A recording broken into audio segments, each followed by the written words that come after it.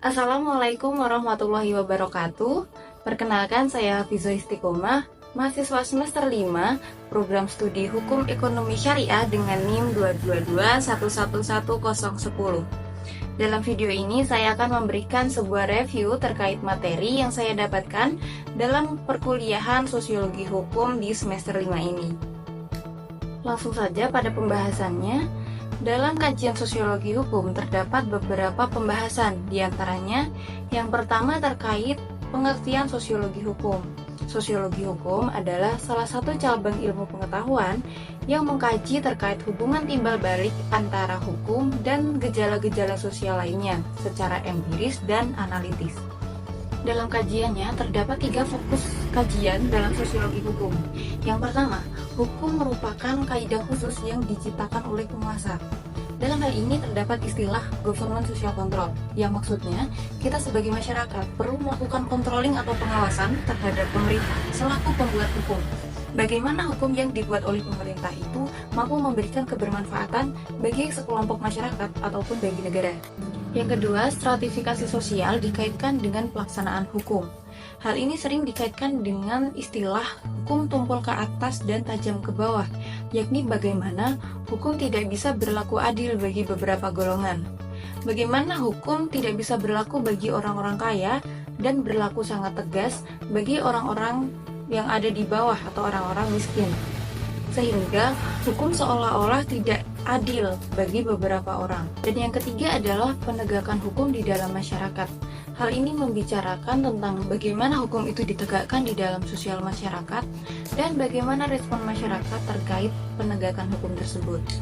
Dalam pembahasan selanjutnya yaitu metode pendekatan sosiologi. Ada 2, yaitu yuridis normatif dan yuridis empiris. Yuridis normatif itu adalah bagaimana hukum seharusnya diterapkan di dalam masyarakat. Bagaimana idealnya hukum ini berlaku di dalam masyarakat, sehingga kajiannya berupa undang-undang. Sementara yuridis empiris ini adalah bagaimana kenyataannya hukum diterapkan di dalam masyarakat. Apa saja yang terjadi di dalam masyarakat? Apakah masyarakat itu mentaati peraturan ataukah tidak? Ini dikaji melalui pendekatan yuridis empiris. Dalam kajiannya terdapat berbagai macam aliran atau mazhab pemikiran dari sosiologi hukum. Di antaranya, yang pertama adalah mazhab pemikiran hukum positivisme. Tokoh yang terkenal dari aliran ini adalah John Austin dan Hans Kelsen. Kemudian konsep dari aliran ini sendiri adalah yang pertama, hukum itu merupakan perintah dari penguasa dan yang biasanya bersifat satu arah, yakni dari pemerintah ke masyarakat. Sehingga produk hukum dari aliran ini adalah perundang-undangan. Kemudian yang kedua, hukum itu harus terpisah dari moral dan harus objektif, sehingga tidak bercampur dengan anasir-anasir lain. Hal ini ditujukan untuk mencapai kepastian hukum. Nah, kepastian hukum inilah yang menjadi tujuan utama dari aliran positivisme hukum ini. Yang kedua adalah mazhab pemikiran sosiological jurisprudence. Aliran ini merupakan salah satu aliran dalam filsafat hukum yang memiliki pendekatan yang berbeda dengan positivisme hukum. Tokoh yang terkenal dalam aliran ini adalah Roscoe Pound yang menyatakan bahwa hukum merupakan sarana atau instrumen dalam rekayasa sosial melalui putusan-putusan hakim. Hal ini dilakukan untuk mensiasati kelemahan-kelemahan yang ada di dalam peraturan perundang-undangan. Karena seringkali peraturan perundang-undangan itu kurang luas dalam menyikapi atau mengatasi kondisi yang ada di dalam lapangan. Konsep dari aliran ini adalah yang pertama, hukum sebagai cerminan atau kemauan dari masyarakat. Apa yang dibutuhkan masyarakat bukan suatu perintah dari penguasa. Kemudian yang kedua, posisi hakim di sini sebagai pembentuk perubahan sosial, bukan sebagai penerap undang-undang. Dan yang ketiga, fokus utama atau tujuan utama dari aliran ini adalah terletak pada interaksi antara hukum dan masyarakat. Dan yang keempat, pendekatannya berbasis empiris terhadap kenyataan sosial. Mazhab pemikiran selanjutnya adalah living law dan utilitarianisme. Living law adalah suatu istilah yang merujuk kepada nilai-nilai norma-norma atau kebiasaan yang tumbuh dan berkembang secara organik di tengah-tengah masyarakat. Hukum ini bersifat tidak tertulis di dalam peraturan perundang-undangan, tetapi bersifat mengikat dan dipatuhi oleh masyarakat di dalam wilayah hukum tersebut. Contoh paling jelas dari living law ini adalah hukum adat, dikarenakan hukum adat tidak tertulis namun sudah tertanam pada kebiasaan, adat istiadat, dan nilai-nilai yang dianut oleh masyarakat di wilayah tersebut. Selanjutnya, aliran utilitarianisme. Dalam aliran ini, tokoh yang populer adalah Jeremy Bentham, dan konsep dari aliran ini sendiri adalah utili, yang bisa diartikan sebagai manfaat. Maka aliran ini mendasarkan manfaat sebagai tujuan utama dari dibentuknya suatu hukum. Maka dilihat, apakah hukum itu memberikan manfaat ataukah tidak? Apakah hukum itu diperlukan masyarakat ataukah tidak? Atau hukum itu hadir dari arogansi pimpinan? Manfaat menjadi tujuan utama, sehingga semakin besar manfaat yang diberikan, maka itulah tujuan dari diadakannya hukum. Di samping itu, ada tokoh-tokoh lain yang membahas terkait aliran-aliran ini, seperti ada Emil Durkheim dan Ibnu Khaldun, dan juga Max Weber dan H.L. Ahern. Dalam bab selanjutnya, sosiologi hukum membahas terkait efektivitas hukum. Efektivitas hukum adalah seberapa jauh hukum dapat mencapai tujuan yang telah ditetapkan. Atau dengan kata lain, seberapa berhasil hukum dapat mengatur perilaku masyarakat serta mencapai tujuan keadilan dan ketertiban. Sementara keberhasilan suatu hukum dapat dilihat dari beberapa indikator. Yang pertama, tingkat kepatuhan, seberapa banyak masyarakat yang patuh terhadap hukum tersebut. Yang kedua, seberapa konsisten para penegak hukum menerapkan hukum tersebut. Dan yang ketiga, apakah hukum tersebut mampu mengubah perilaku masyarakat kepada hal yang diharapkan. Dan yang keempat, seberapa besar keadilan yang dirasakan oleh para masyarakat. Dan yang kelima, apakah hukum tersebut berhasil untuk mencapai tujuan yang telah ditetapkan. Dalam pembahasan selanjutnya yaitu terkait hukum dan sosial kontrol. Hukum dan sosial kontrol ini merupakan dua hal yang berbeda, tetapi saling berkaitan dalam menjaga kestabilan dan ketertiban di masyarakat. Yang pertama, hukum. Hukum itu merupakan suatu seperangkat aturan yang dikeluarkan oleh negara demi mencapai suatu tujuan.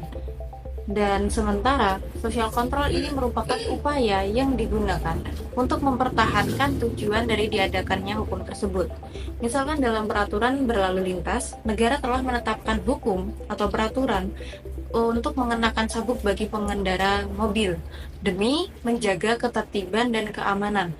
Sementara sosial kontrolnya itu adalah apabila seseorang melanggar atau tidak memenuhi peraturan hukum tersebut, maka akan dikenakan sanksi. Sanksi inilah yang disebut sebagai kontrol sosial. Dalam pembahasan selanjutnya yaitu Socio-Legal Studies. Ini merupakan cabang khusus yang ada dalam sosiologi hukum yang terfokus pada interaksi antara hukum dan masyarakat. Bidang ini mengkaji secara lebih dalam terkait bagaimana hukum itu dapat mempengaruhi masyarakat dan bagaimana masyarakat itu dapat membentuk suatu hukum. Dalam pembahasan selanjutnya yaitu Socio-Legal Studies. Ini merupakan cabang khusus yang ada dalam sosiologi hukum yang terfokus pada interaksi antara hukum dan masyarakat. Bidang ini mengkaji secara lebih dalam terkait bagaimana hukum itu dapat mempengaruhi masyarakat dan bagaimana masyarakat itu dapat membentuk suatu hukum. Dalam pembahasan selanjutnya yaitu terkait Progressive Law. Progressive Law ini merupakan konsep yang dikenalkan oleh Sacipto Raharjo, di mana ini merupakan respon atas ketidakmampuan hukum positif untuk menciptakan keadilan substantif dalam masyarakat. Keadilan substantif sendiri ini adalah bagaimana hukum mampu memberikan keadilan yang nyata bagi masyarakat, bukan hanya keadilan yang secara tersurat ditulis di dalam peraturan perundang-undangan. Selain itu, konsep ini juga menganggap hukum itu tidak boleh kaku dan statis, melainkan hukum itu harus terus berkembang sesuai dengan perkembangan zaman dan kebutuhan masyarakat. Kemudian di dalam sosiologi hukum juga dibahas mengenai legal pluralisme. Legal pluralisme atau pluralisme hukum ini adalah suatu kondisi di mana terdapat lebih dari satu sistem hukum yang berlaku bersamaan di dalam suatu masyarakat. Dan masing-masing sistem hukum ini hidup secara berdampingan dan saling mempengaruhi.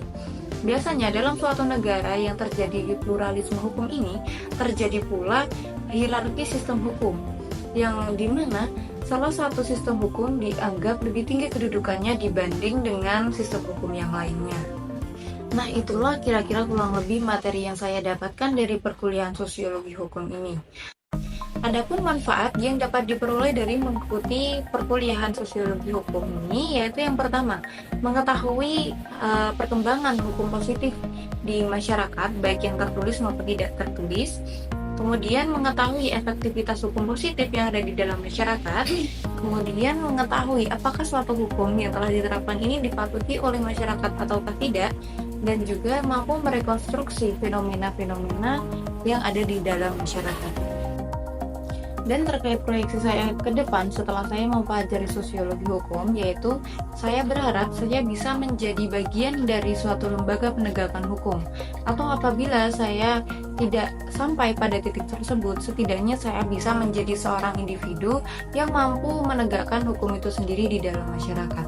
Dan semua itu saya upayakan dengan saya berusaha belajar bersungguh-sungguh di bangku perkuliahan dan selalu memanfaatkan setiap waktu yang ada untuk menambah wawasan dan ilmu pengetahuan terkait ilmu-ilmu sosial dan ilmu-ilmu hukum, baik itu melalui membaca buku dan juga menggunakan pemanfaatan teknologi yang ada seperti melalui platform-platform media sosial, YouTube, dan lain sebagainya. Dan mungkin demikian yang dapat saya sampaikan. Sekian, wassalamualaikum warahmatullahi wabarakatuh.